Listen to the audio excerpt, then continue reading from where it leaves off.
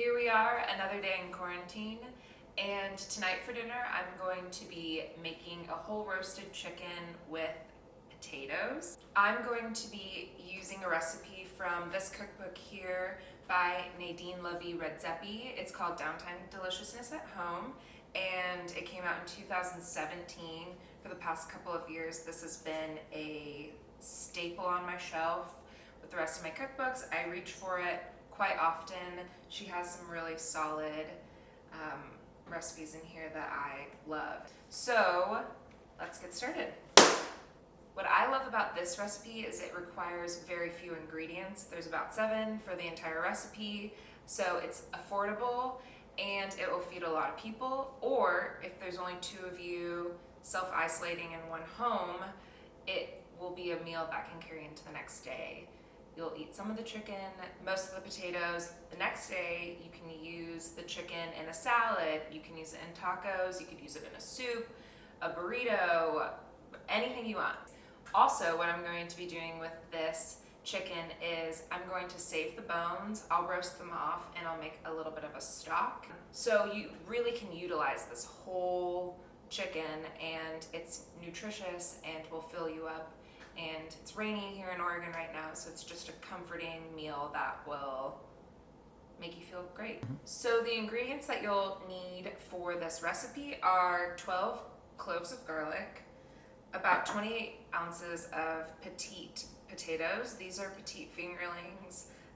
You could use any small soft potato, about 14 sprigs of thyme, 1 whole lemon, a lot of kosher salt,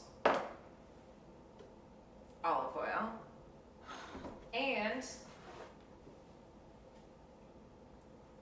the chicken. The very first step before you start cutting the potatoes or peeling the garlic is 2 hours before you start putting this all together.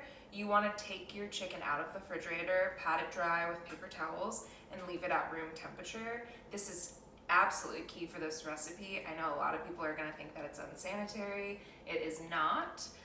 You want the chicken to get room temperature so that it cooks evenly once it goes into the oven. It'll also absorb a lot of the moisture so that your chicken will be more crispy, which who does not love crispy chicken? So take this out of the refrigerator 2 hours before, pat it dry, put it on your counter, make sure your dog doesn't get to it first.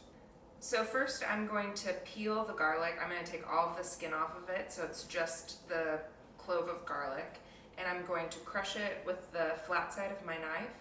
I'm going to then cut my lemon into 6 wedges.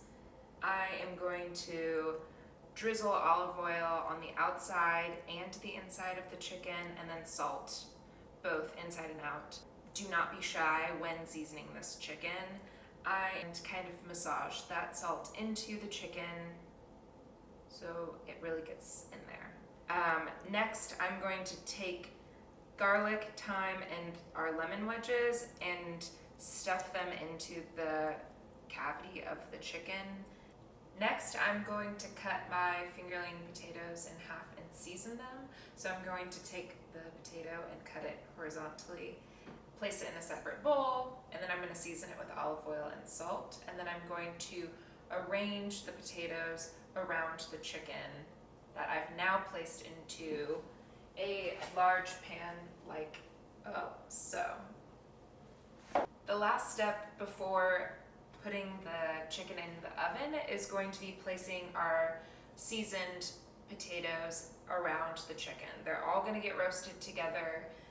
So what you're going to want to do is take your fingerling potatoes, cut side down, and just start placing them around the chicken. It can be slightly underneath the chicken if it has to be, but make sure that it's cut side down because it's going to get really crispy, touching the bottom of the pan.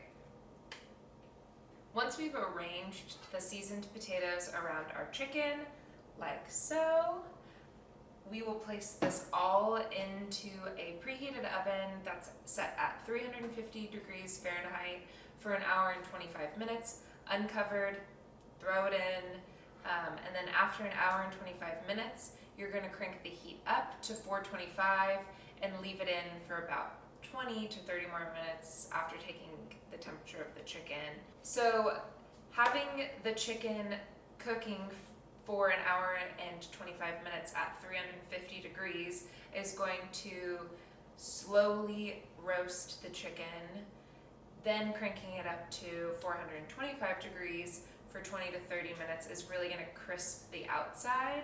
So you want that slow cook to keep the meat tender, and then that last little flash of heat to really crisp the outside, crisp the potatoes. Once you've cranked the heat up to 425 degrees, the remaining time that the chicken's going to be in the oven really depends on the chicken reaching its proper temperature, which is going to be somewhere between 165 degrees and 175 degrees.